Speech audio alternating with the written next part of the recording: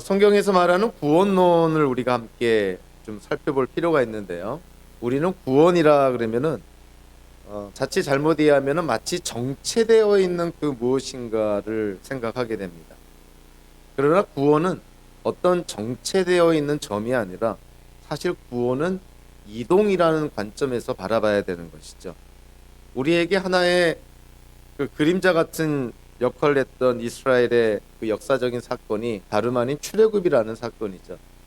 이집트를 탈출을 해서 광야를 지나서 가나안 땅으로 가는 이 이동 과정 중에 있는 것, 그것을 우리는 구원의 전체 과정으로 이해가 됩니다.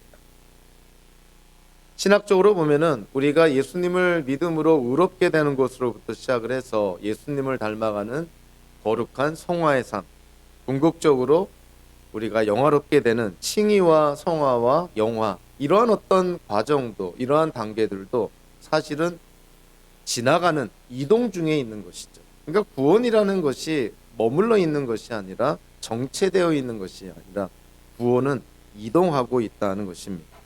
세상에 존재하는 교회는 이 세상과 전투하는 교회인데, 이 세상에 전투하는 교회가 전투하는 교회로 남아있는 것이 아니라 궁극적으로는 하늘에 승리한 교회를 향하여 나아가고 있는 것이죠.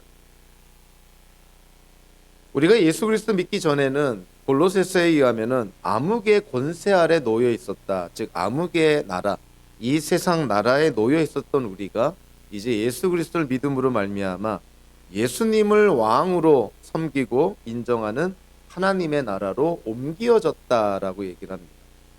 구원이라는 것은 어떤 특정한 점, 특정한 지점에 정체되어 있다기보다도 구원이라는 것은 움직이고 있다는 것을 얘기를 합니다. 교회도 움직이고 있는 것이고요.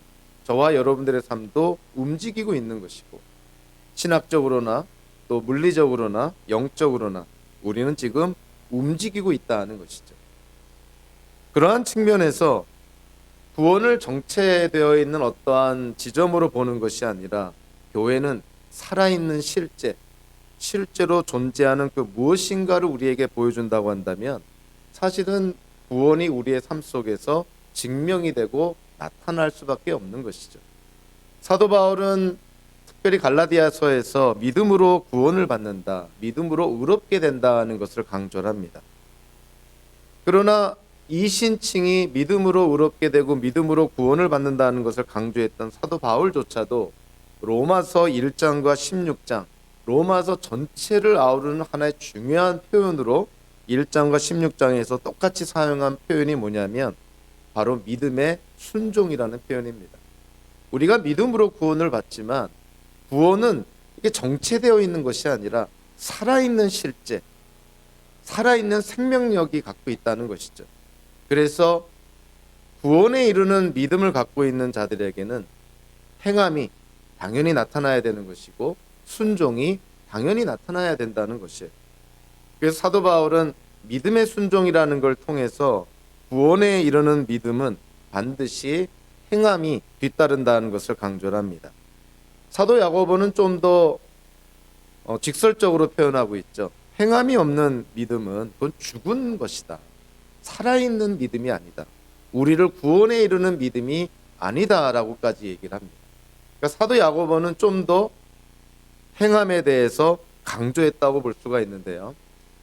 사도 바울의 구원론과 사도 야고보의 구원론은 다른 것이 아닙니다. 강조점이 좀 다른 것뿐이지만 실제로 구원을 총체적으로 바라보면 바울의 구원론과 야고보의 구원론은 같은 것입니다. 여기에 더 나아가서요, 우리가 지금 함께 나누고 있는 베드로전서, 사도 베드로는 이 구원에 대해서 또 무엇을 강조하냐면 선한 행실을 강조하는데, 이 선한 행실이 선한 양심으로부터 나온다는 것이죠.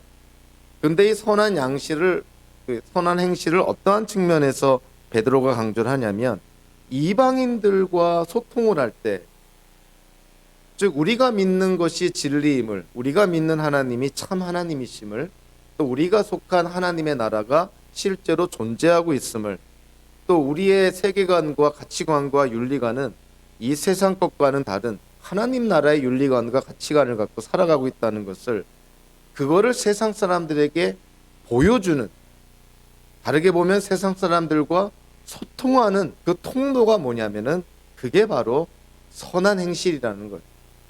단순히 우리의 믿음을 증거하는 정도가 아니라 우리가 믿는 삼위일체 하나님을, 우리가 속해 있다고 확신하는 하나님의 나라를, 우리가 받았다고 하는 구원과 죄사함과 영생을, 그거를 선한 행실을 통해서 이방인들에게, 믿지 않는 불신자들에게 보여준다는 것이죠. 그러니까 베드로는 단순히 우리의 믿음을 증거하고 우리가 구원받았다는 걸 증거하는 정도가 아니라 주변에 있는 사람들에게 우리가 믿고 있는 것이 참된 진리임을 소통하는 통로로서 선한 행실을 강조를 합니다. 그런데 이 선한 행실은 선한 양심으로부터 나온다는 것을 강조를 하는데요. 우리가 양심이라는 것을 우리가 함께 나눴을 때, 양심이라는 것은 원어적으로 같이 알고 있고 같이 인식하고 있다는 거예요. 그러나 자유의지와 마찬가지로, 인간의 이성과 마찬가지로 하나님의 일반 계시로 주어진 양심은 인간의 죄로 인해서 왜곡되고 타락이 된 것이죠. 그래서 사람들마다 양심의 기준이 천차만별입니다. 그럼에도 불구하고 우리는 본능적으로 깨닫죠. 어떠한 행동을 보면 저거는 양심에 비춰봤을 때 옳지 않다 하는 것을 본능적으로 깨닫습니다. 그럼에도 불구하고요, 인간의 양심은 어쩔 수 없이 죄로 말미암아 왜곡되고 타락되고 오염이 된 것이죠. 사도 베드로가 베드로전서에서 선한 양심이라는 표현을 했을 때, 이 선한 양심은 성령의 역사로 거듭난 심령 안에 회복된 양심을 말합니다. 그래서 선한 양심을 가진 자만이 하나님의 뜻을 분별할 수가 있고, 그리고 모든 것을 하나님 안에서 판단할 수도 있는 어떤 그러한 것이 선한 양심이라는 것이죠. 사도 베드로가, 교회가, 또 기독교인들이 이 땅을 살아가면서 이 거듭난 심령 안에 회복된 양심이라 할 수 있는 이 선한 양심에 기초한 선한 행실을 할 때 세상과 소통할 수 있다는 것. 세상 사람들이 갖고 있는 양심의 기준에조차 못 미치면서 우리가 믿는 복음이, 우리가 믿는 것이 진리라고 아무리 외친들 세상 사람들이 귀를 기울일 일은 없는 것이죠. 기독교인들의 양심의 기준은 세상 사람들의 그 양심의 기준보다 훨씬 높아야 되는 것이고 훨씬 고차원적이 돼야 되는 것이죠. 그래서 사도 바울이 그냥 단순히 양심이라고 하지 않고 선한 양심이라고 그런 것입니다. 성령의 역사로 거듭난 우리의 심령 안에 회복된 양심, 이 회복된 선한 양심이 있어야 하나님의 뜻도 분별하게 되고 모든 것들을 하나님 중심적으로 판단하게 되는 것이죠. 베드로전서 3장 17절에서 사도 바울이 우리가 선을 행하다가 고난을 받는 것이 오히려 더 좋습니다. 이것은 어떠한 의미로 좋다고 한 것이냐면, 우리가 선을 행하다가 고난을 받을 때 그 악을 악으로 갚지 않고 고난을 참고 견디는 걸 통해서 우리를 비난하는 사람들이 우리의 선한 행실을 보고 하나님께 나아가게 하려고, 즉 그들을 향한 제사장의 역할을 우리가 감당하려고 할 때, 그들을 하나님께로 인도하고자 할 때 베드로가 강조했던 그 통로는 악을 악으로 갚지 않고 선을 행하다가 고난을 당할지언정 그거를 참고 견디는 것이라고 말합니다. 악을 악으로 갚는다면, 폭력을 폭력으로 갚는다면 악은 늘어날 것이고 폭력도 늘어나게 될 것이죠. 그러니까 상식적으로 생각해도 누가 피를 흘렸다고 그거를 피로 복수를 하면 하나님께 속한 이 땅이 억울한 피로 범벅이가 되지 않겠습니까? 그러니까 악을 악으로 갚지 마라. 오히려 악을 선으로 갚아라. 저주하는 자를 저주하지 말고 오히려 저주하는 자를 축복해라. 인간의 본성에 가장 어려운, 인간의 본성을 가장 거스리는 그런 하나님의 말씀이지만, 기독교인들이 이러한 삶을 살아가며 이러한 삶을 추구할 때 그것이 세상에 주는 메시지가 있다는 거예요. 세상 사람들이 갖고 있는 하나님의 일반 계시 차원에서 모든 사람이 갖고 있는 그 양심에 호소를 한다는 것이죠. 그래서 양심이라는 것은 기독교인과 불신자들 간에 서로 소통할 수 있는 통로입니다. 세상 사람들의 그 양심에 우리 기독교인들의 선한 양심을 통한 선한 행실을 통해서 그들의 양심에 호소하는 것이죠. 그래서 사도 베드로는 기독교인들로 하여금 이 세상을 하나님께 중보하며 또 이 세상 사람들을 하나님께 인도하는 제사장의 역할을 감당하기 위해서 누구를 모델로 지금 제시하고 있냐면 그분이 다름 아닌 예수님이라는 것이죠. 예수님이 고난을 받으시고 죽임을 당하시고 그러나 부활 승천하신 이러한 모습들을 통해서 특별히 예수님의 고난과 죽음이라는 그 사실 앞에서 예수님이 죄 없으신 분인데 아마 세계 역사 속에서 가장 억울한 죽음을 당하셨다 그러면 당연히 예수 그리스도이시죠. 그래서 십자가의 죽음을 바라보면서 예수님의 그 죽음을 바라보면서 우리도 예수님의 뒤를 따르는 그러한 삶을 추구해야 될 것을 사도 베드로가 강조를 합니다. 악을 손으로 갚고 저주하는 자들을 오히려 축복하는 것이 우리가 이 땅을 제사장의 역할을 감당하는데 사도 베드로가 강조한 것이라고 한다면 거기에 대한 성경적인 그 어떤 근거로 이제 18절 이후로부터 사도 베드로가 제시를 합니다. 그래서 18절의 시작이 왜냐하면이라고 시작합니다. 성도들로 하여금 악을 선으로 갚고 저주하는 자를 축복하고 이것이 하나님 보시기에 더 좋은 일이고 이것이 제사장의 역할을 감당하기에 필요한 것이라고 했을 때 하나의 예를 드는 것이 예수 그리스도의 예를 드는 것이죠. 18절에서 예수님은 죽으시고 부활하셨다는 것을 강조를 합니다. 예수님은 단 한 번 죽으셨고 그것도 과거에 역사적으로 단 한 번 일어났던 사건입니다. 예수님의 죽음은 우리의 죄 문제를 해결하기 위해서 단 한 번 십자가에 죽으심으로 충분했다는 것이죠. 한 사람의 의인이 여러 명의 불의한 자들을 대신해서 죽은 그 사건이 바로 십자가의 사건이었다는 것이죠. 그래서 예수님은 육신으로는 죽임을 당하셨지만 그러나 18절에서 언급한 것처럼 영으로는 영적인 영역에서는 예수님은 다시 살아나셨다. 즉 부활하셨다는 것을 강조를 합니다. 예수님의 죽음과 부활은 어떠한 목적으로 이 땅에 일어났냐면 18절에서 강조한 것처럼 우리를 하나님 앞에 이끌기 위해서, 즉 우리에게 구원을 허락하시기 위해서, 우리에게 죄사함과 영생을 허락하기 위해서 예수님은 죽으시고 부활하셨다는 것이죠. 사도 베드로는 예수님의 죽음과 부활뿐만이 아니라 22절 본문을 통해서 예수님은 승천하시고 좌정하셨는데 승천하시고 예수님 하나님의 우편에 보좌에 앉아 계실 때 온 우주 만물의 모든 것들이 특별히 22절에서 천사들과 권세들과 능력들이라고 표현되는 모든 영적인 실체들이 예수 그리스도께 복종하게 되었노라. 예수님의 고난과 죽음과 부활과 승천과 좌정이라는 이 그리스도의 여정을 사도 베드로가 보여주면서 초대교회 교회가 따라가야 될 길이 바로 예수님이 가신 길이라는 것을 강조를 합니다.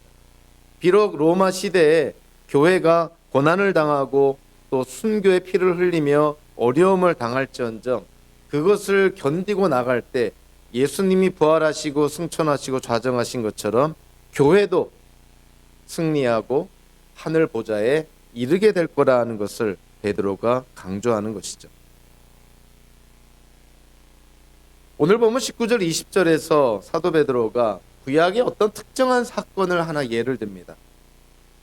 19절과 20절을 보면 우리가 한눈에 알 수 있듯이 또 실질적으로 명시가 된 것처럼 노아 때의 한 사건을 언급을 합니다. 노아 때 세상을 심판하기 위해서 하나님께서 이 땅에 보낸 징계, 대홍수, 그리고 그 대홍수 가운데서 노아의 방주를 통해서 구원받은 8명의 노아의 가족들, 이 사건을 언급을 합니다. 19절과 20절을 이해하는 데 있어서 그 역사적인 배경이 바로 이 노아의 사건이었다는 것이죠. 성경에 보면 창세기 6장부터 8장까지 그 노아의 그 홍수 사건, 그리고 방주 사건, 궁극적으로 노아를 구원하신 하나님의 구원의 손길, 이것이 창세기 6장부터 8장까지 잘 나와 있습니다. 그 창세기 6장, 7장, 8장에 나오는 그 대홍수와 노아의 방주 사건을 바라보면 거기서 아주 눈여겨봐야 될 그 표현이 하나 있는데, 당대에 유일하게 의롭고 흠이 없는 사람으로 노아를 묘사를 합니다. 노아는 그 당대에 의롭고 흠이 없었다. 마치 욥이 살았던 시대에 욥을 묘사하는 것과 아주 유사하죠. 그 당대에 노아가 흠이 없고 의로운 사람이었다.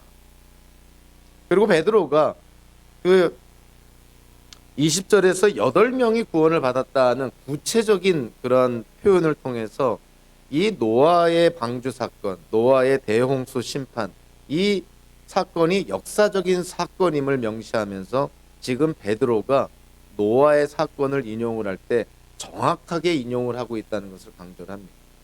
실제로 인간의 죄로 인해서 이 세상을 하나님이 물로 심판을 하실 때 노아의 가족들만 구원을 받게 되는데, 노아에게는 3명의 아들이 있었죠. 그리고 각각의 부인들이 있었으니 도합 8명만 구원을 받게 된 것이죠.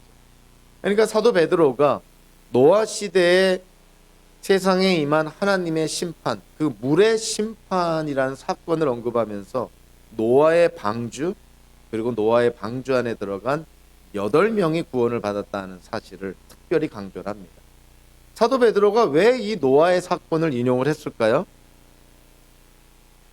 결론적으로는 지금 이 베드로 전서를 읽고 있는 초대교회의 그 기독교인들, 초대교회의 교회가, 그 공동체가 결국 이 노아의 방주 안에 있는 노아의 가족들처럼 구원을 받게 될 거라는 것을 확인시켜 주는 거예요. 여러분들이 지금 마치 물의 심판을 당한 노아 시대에 노아의 방주 안에 있는 사람들과 같습니다. 비록 여러분들이 소수지만 노아의 가족들 8명이 구원을 받은 것처럼 여러분들도 분명히 구원을 받게 될 것입니다. 이거를 초대교회 기독교인들을 격려하고 또 그들의 구원을 확인시켜주기 위해서 노아의 사건을 언급하는 것이죠. 이것이 주된 이유인데, 그럼에도 불구하고 오늘 본문 19절과 20절은 신약 성경 전체를 통해서 아마 모르긴 해도 가장 난해한 성경 구절 중에 하나고요. 성경학자들이 가장 다양한 해석을 쏟아내고 있는 성경 구절 중에 하나입니다. 아마 제가 이 베드로전서라는 이 서신서를 처음부터 끝까지 연속으로 이렇게 설교하지 않았다면 오늘 같은 본문은 아마 제가 굳이 택하지 않았을 것 같아요.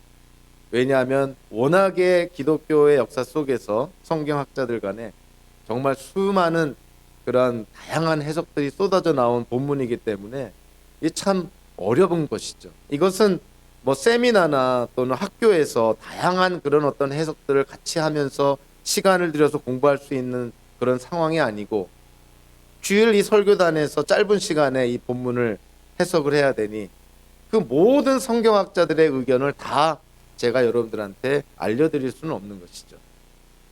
그래서 이 본문을 준비하면서 어떤 의미로 보면은 설교자들의 뭐 책임이죠. 다양한 성경의 해석이 있다면 그 다양한 성경의 해석들 가운데서 가장 성경 전체에 비추어서, 그리고 베드로 전후서라는 그 가장 가까운 문맥을 통해서 가장 성경적이고 가장 하나님 중심적인 그러한 해석을 택하여서 말씀드릴 수밖에 없는 것이죠. 사실 이 베드로전서 19절과 20절은 예수님께서 죽임을 당하시고 나서 부활하시기 전까지 그 3일 동안 무덤에 계셨다고 했을 때 그 기간 동안 예수님이 지옥에도 가셔서 복음을 선포하셨다. 지옥에도 가셔서 불신자들, 지옥에 있는 불신자들에게 하나님 심판을 전했다. 예수님이 지옥에도 가셨다라는 이론의 근거로 제시하는 것이 오늘 보면 19절과 20절이기도 합니다. 그래서 여러분들 사도신경을 우리가 매 주일 예배 때마다 함께 고백하고 있는데, 우리 한글로 된 사도신경에는 예수님이 지옥에 내려가셨다는 문구는 빠져 있잖아요. 근데 영어로 된 사도신경에는 예수님이 지옥으로 내려갔다라는 문구가 포함되어 있습니다. 그러니까 이게 굉장히 논란이 되는 것이죠. 자, 그런데 예수님께서 죽으시고 부활하시기 전까지 지옥에 내려가셨다라는 그러한 주장의 근거가 되는 오늘 이 베드로전서 3장 19절과 20절의 말씀이 정말 예수님이 죽으시고 부활하시기 전까지 그 기간 동안 지옥으로 가셨다는 근거가 되는 성경 구절인가? 이 부분을 우리가 좀 정확하게 이해할 필요가 있습니다.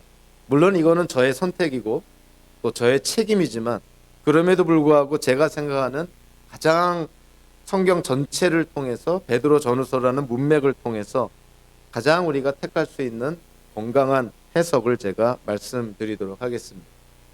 제가 택한 해석과 정반대 해석은 사실은 우리가 택하기가 좀 어렵다 하는 게 제 판단인 것이요. 그거는 성경의 근거를 든 게 아니라 성경 밖에 있는 자료들의 근거에서 해석을 하는 경우입니다.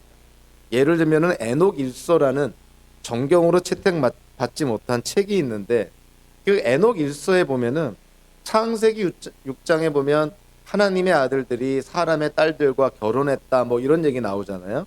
거기서 하나님의 아들들이 누군가? 에녹 일서에 보면은 그들은 타락한 천사다.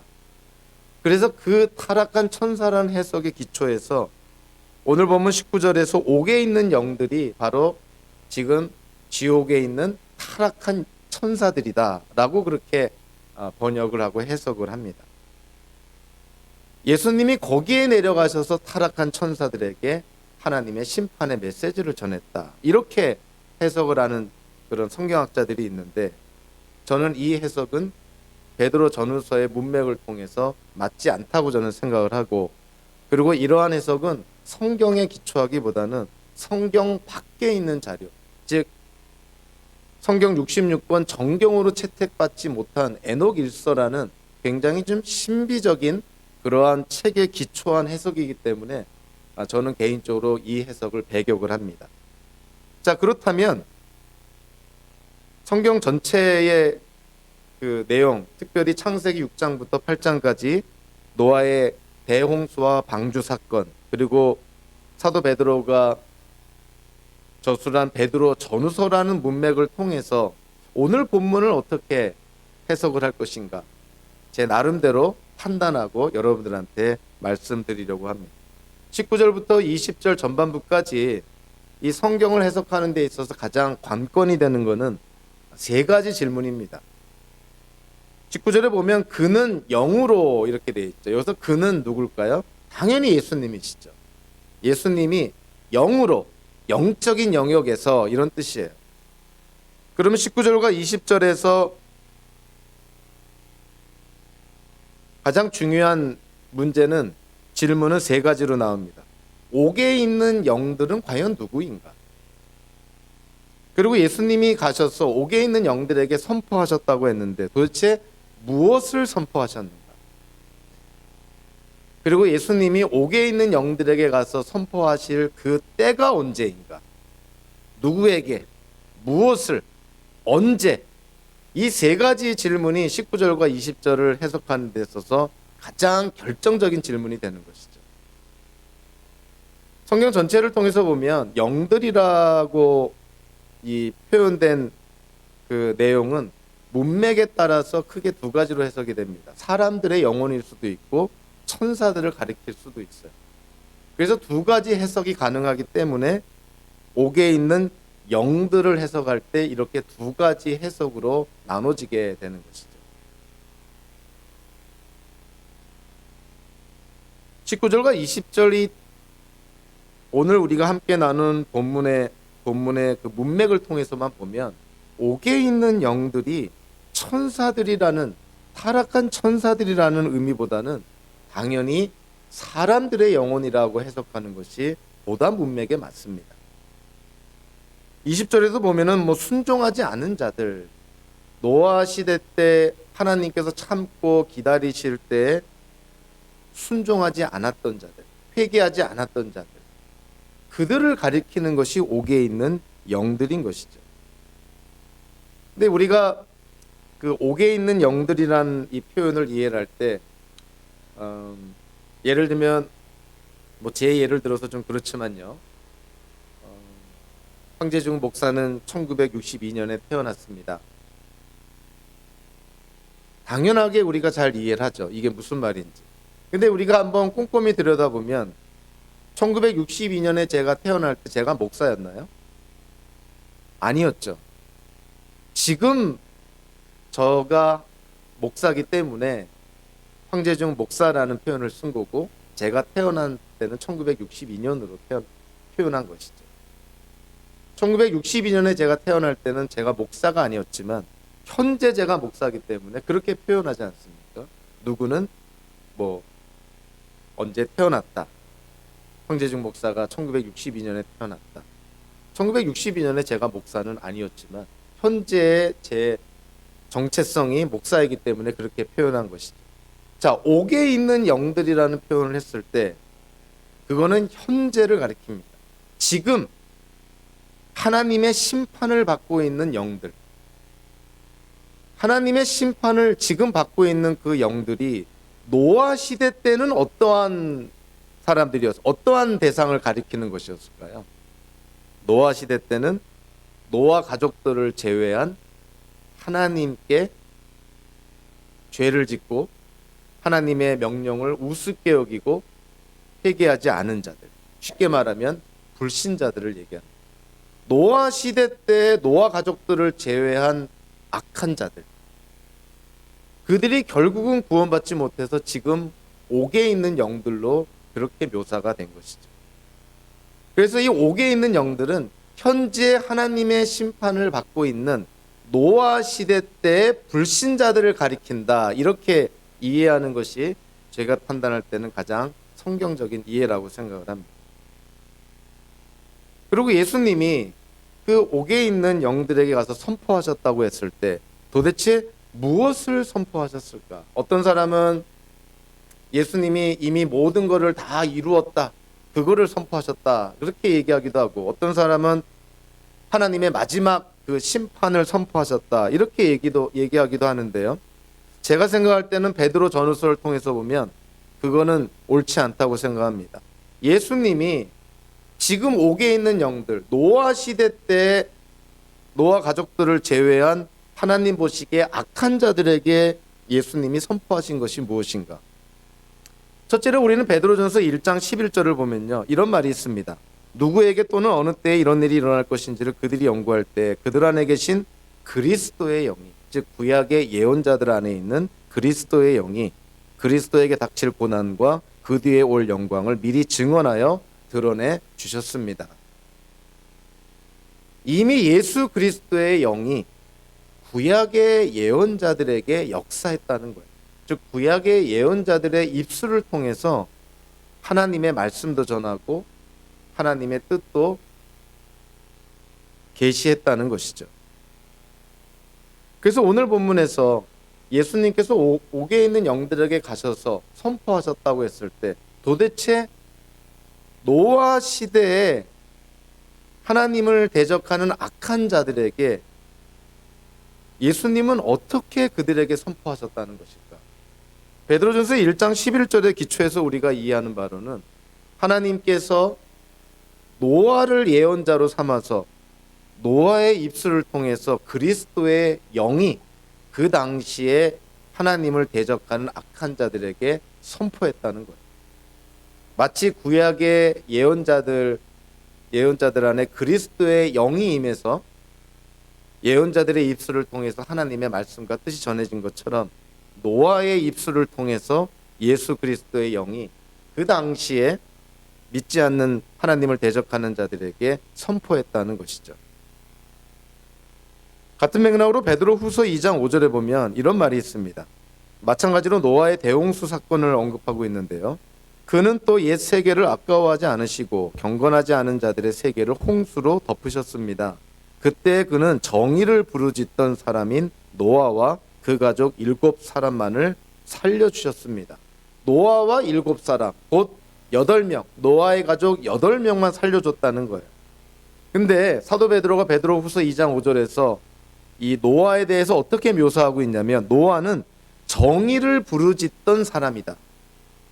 사실 원어적으로 직역을 하면 이 정의를 부르짖던 사람은 아주 쉽게 직역을 하면요, 정의의 사자 또는 정의의 선포자, 이렇게 묘사가 됩니다. 그러니까 이 노아는 노아 시대에 하나님의 정의를 외쳤던 사람이다. 하나님의 정의를 선포했던 사람이다. 하나님의 정의를 설교했던 사람이다.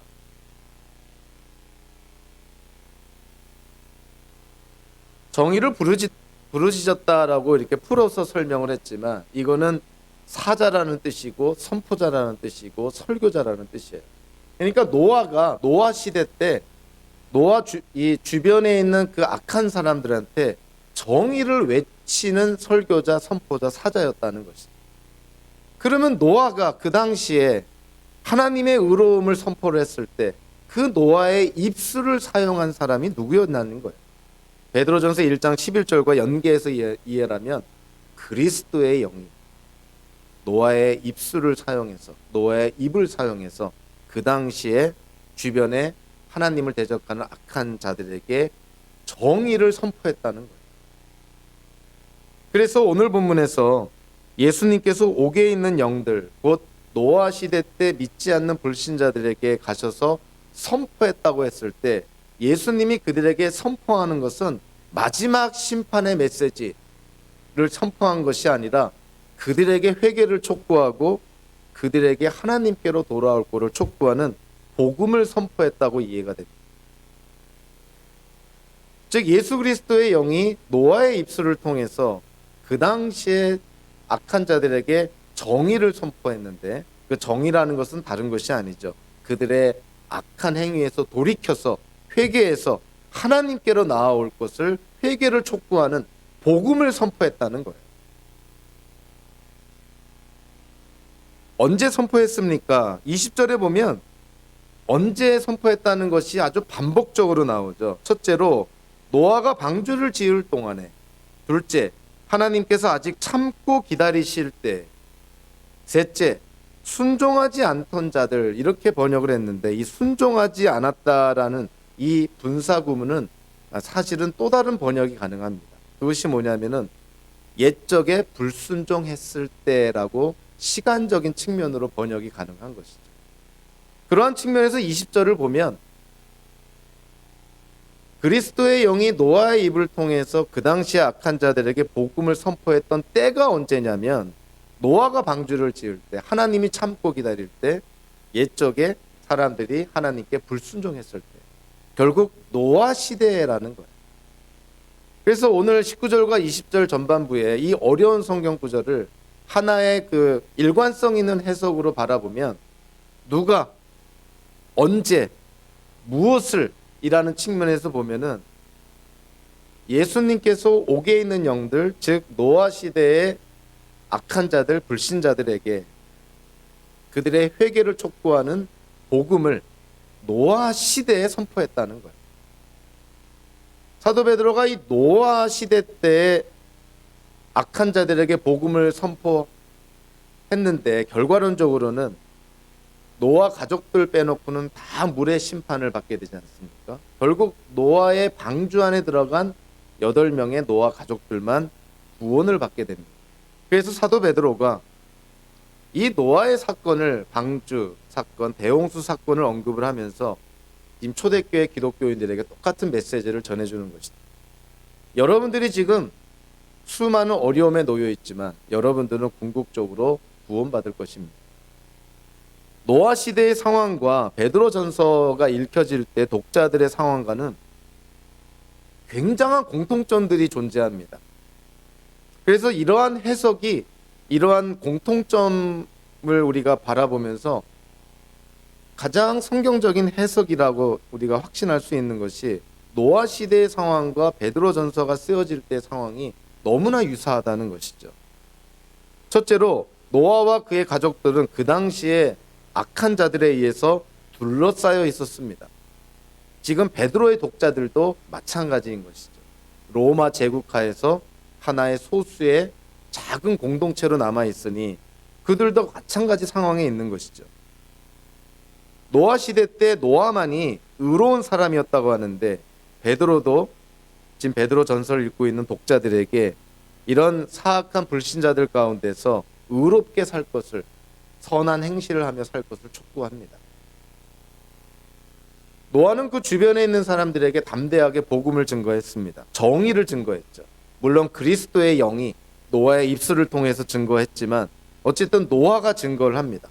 베드로도 마찬가지로 그의 독자들에게, 그들 주변에 있는 불신자들에게 선한 증인이 될 것을 촉구합니다. 복음을 증거할 것을 촉구하는 것이죠.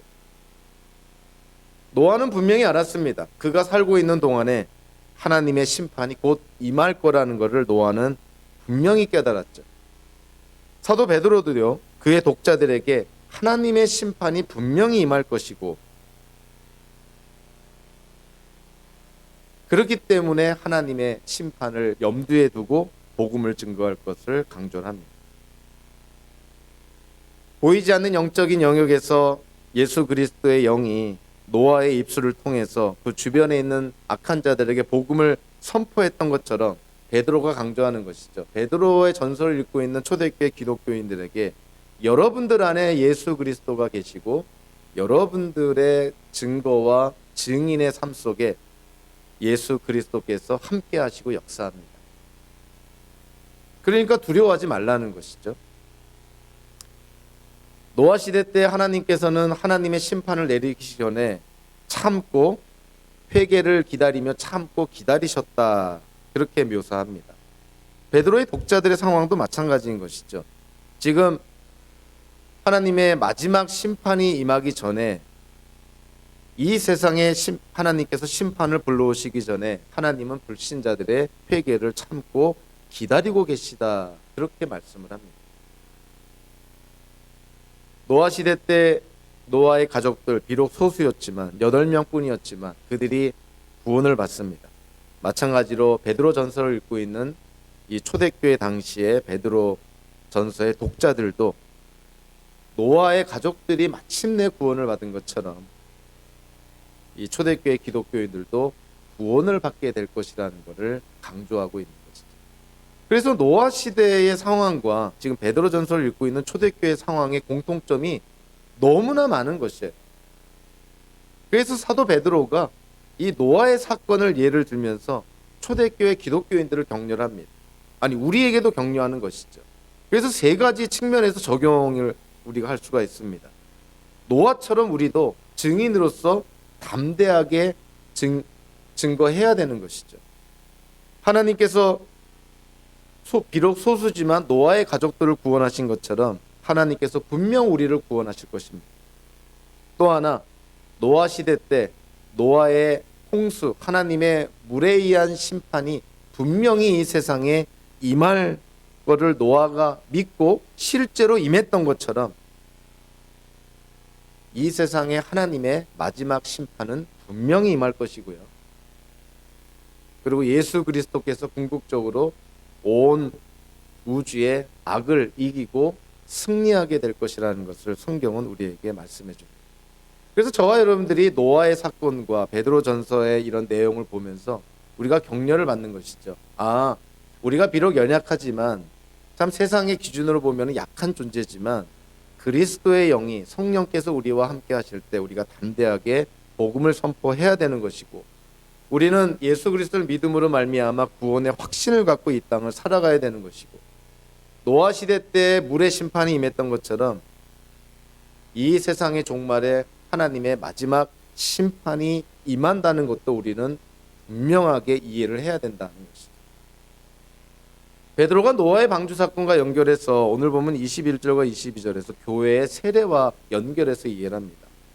21절 전반부에 보면은 이런 얘기를 하고 있죠. 그 물은 지금 여러분을 구원하는 세례를 미리 보여준 것입니다. 풀어서 설명을 했지만 원어적으로는 그런 것이에요. 그 물은, 즉 노아의 가족들이 방주에 들어가서 물에서 구원을 받은 이 사건은 지금 신약 시대 때 일어나고 있는 어떠한 사건의 모형에 지나지 않는다.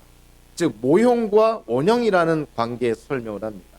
노아 시대 때의 방주, 노아의 방주를 통해서 구원받은, 물의 심판에서 구원받은 그 사건이 모형이라고 한다면, 원형은 다름 아닌 예수 그리스도를 믿음으로 말미암아 세례를 통해서 구원받는 것이 원형이라는 거예요. 그러니까 노아의 사건은 일종의 그림자와 같고, 예수 그리스도를 통해서 우리가 세례를 받는 것은 실체와 같다.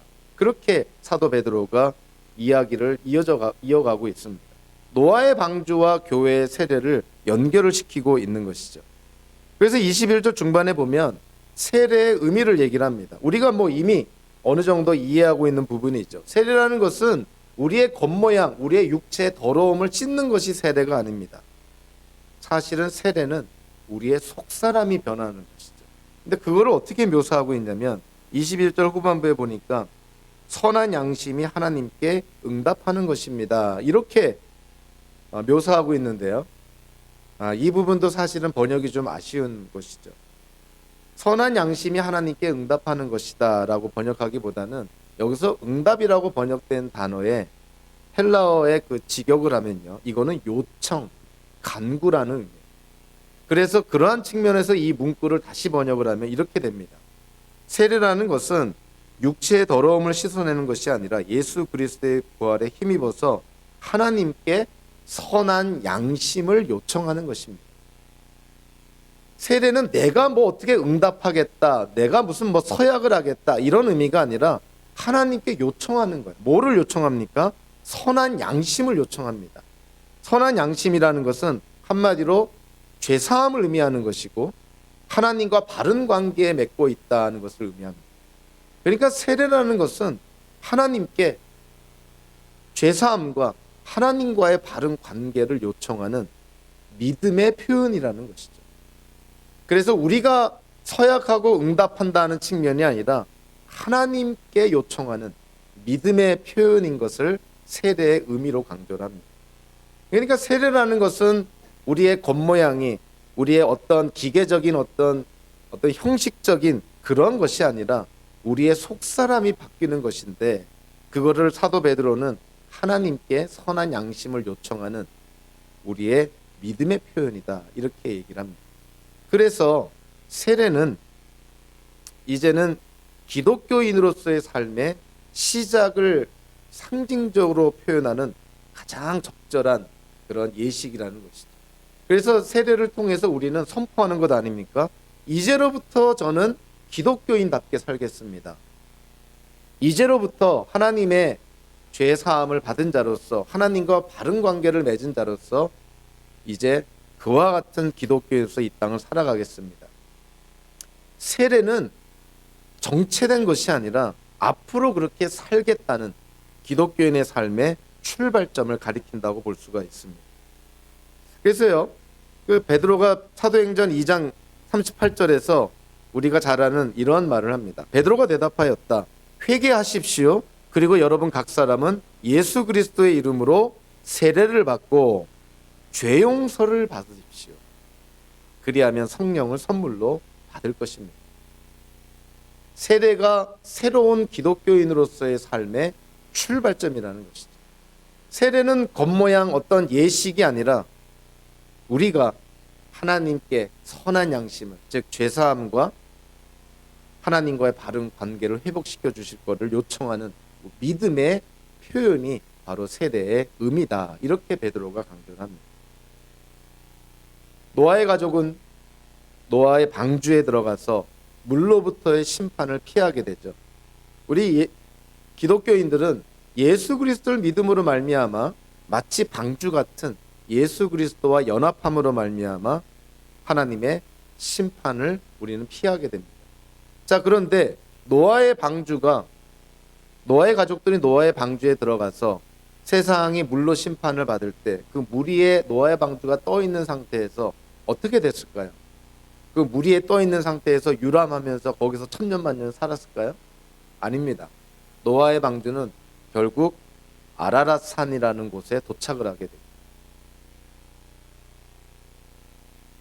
우리에게 방주의 역할을 하는 예수 그리스도를 믿음으로 예수님과 연합되어서 하나님의 심판으로부터 우리가 피하여서 이제는 구원과 영생을 받은 우리 기독교인들, 아니 교회가 이 세상 물로 심판을 받아 하나님의 심판을 받을 이 세상에서 교회는 과연 어떠한 방향으로 나아가야 될까요? 세상에서 계속 떠돌아다니면서 세상에서 유람하면서 그렇게 사는 것이 교회일까요? 아닙니다. 교회도 방향이 있는 것이죠. 어디로 나아갈 목적지가 있는 것이죠. 그래서 22절에서 사도 베드로가 예수님의 여정을 언급을 한 것입니다. 예수님은 죽으시고 부활하실 뿐만이 아니라 승천하시고 하늘로 승천하셔서 하나님의 보좌 우편에 좌정하시고 온 우주 만물을 다스리는 분입니다. 예수님의 여정을 보면서 사도 베드로가 초대교회 기독교인들에게 강조합니다. 여러분들도 여러분이 속한 교회도 예수님처럼 하늘 보좌를 향하여 나아가게 될 것입니다. 노아의 방주가 아라랏 산에 머문 것처럼 이 세상의 교회, 순례하는 교회, 여행자와 거류민 같은 이 세상 교회가 결국 궁극적으로 도착할 목적지는 하늘 보좌라는 것이다. 사도 베드로가 오늘 18절부터 22절까지를 통해서 어찌 보면은 세 가지 다른 어떤 상징 그림을 보여주면서 같은 메시지를 보여줍니다. 먼저 예수 그리스도의 여정을 보여주죠. 예수님은 죽으시고 부활하시고 승천하시고 좌정하십니다. 예수님의 여정이에요. 그리고 노아의 사건을 언급을 합니다. 물로 심판이 임했을 때 노아의 방주 안에 들어간 노아의 가족들, 결국 그 물로 심판받은 그 물 위를 떠서 결국 아라랏산에 도착을 하게 되잖아요. 노아의 방주의 여정을 보여주고 있죠. 교회는 어떠한 여정을 갈까요? 세상으로부터 불러냄을 받아서 이 세상을 지나가는 그런 교회지만 교회는 이 세상을 지나가서 결국은 하늘 보좌에 도착하게 된다는 거예요. 예수 그리스도의 여정을 보여주고 노아의 방주의 여정을 보여주고 교회의 여정을 보여줍니다. 사도 베드로가 초대교회 고난받는 기독교인들에게 그들이 섬기고 있는 공동체에 격려하는 것이죠.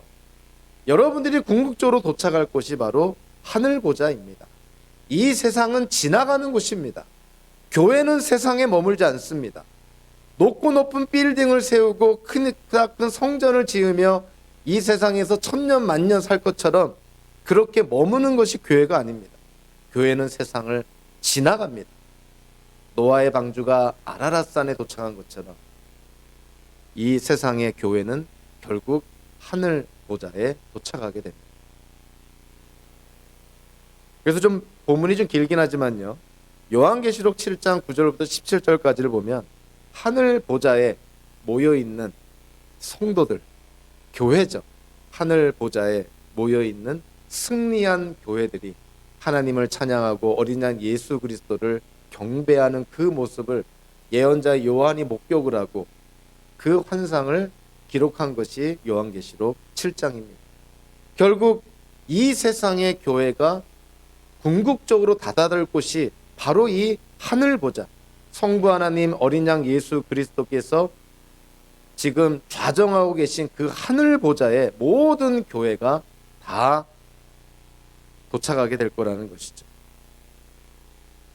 요한계시록 7장 9절부터 17절까지를 제가 읽어드리면서 오늘의 말씀을 마치도록 하겠습니다. 그 뒤에 내가 보니 아무도 그 수를 셀 수 없을 만큼 큰 무리가 있었습니다. 그들은 모든 민족과 종족과 백성과 언어에서 나온 사람들인데 흰 두루마기를 입고 종려나무 가지를 손에 들고 보좌 앞과 어린 양 앞에 서 있었습니다. 그들은 큰 소리로 구원은 보좌에 앉아 계신 우리 하나님과 어린 양의 것입니다 하고 외쳤습니다. 모든 천사들은 보좌와 장로들과 내 생물을 둘러서 있다가 보좌 앞에 엎드려 하나님께 경배하면서 아멘, 찬송과 영광과 지혜와 감사와 존귀와 권능과 힘이 우리 하나님께 영원 무궁하도록 있습니다. 아멘 하고 말하였습니다. 그때 장로들 가운데 하나가 흰 두루마기를 입은 이 사람들은 누구이며 또 어디에서 왔습니까? 하고 나에게 물었습니다. 내가 장로님께서 잘 알고 계십니다 하고 대답하였더니 그는 나에게 이렇게 말하였습니다. 이 사람들은 큰 환난을 겪어낸 사람들입니다. 그들은 어린 양이 흘리신 피에 자기들의 두루마기를 빨아서 희게 하였습니다. 그러므로 그들은 하나님의 보좌 앞에 있고 하나님의 성전에서 밤낮 그분을 섬기고 있습니다. 그리고 그 보좌에 앉으신 분이 그들을 덮는 장막이 되어 주실 것입니다. 그들은 다시는 줄이지 않고 목마르지도 않고 해나 그 밖에 어떤 열도 그들 위에 괴롭게 내려쬐지 않을 것입니다. 보좌 한가운데 계신 어린 양이 그들의 목자가 되셔서 생명의 생물로 그들을 인도하실 것이고 하나님께서 그들의 눈에서 눈물을 말끔히 씻어 주실 것입니다. 저와 여러분들이 궁극적으로 도착할 하늘 보좌의 모습입니다. 오늘의 말씀을 통해서 우리가 어떠한 삶의 질곡과 어려움과 힘든 단계를 지나갈지언정 우리가 궁극적으로 도착할 하늘 보좌를 우리가 항상 마음에 두면서 담대하게 오늘의 삶을 하나님이 주신 인생을 살아나가시기를 주님의 이름으로 축원합니다. 기도하겠습니다.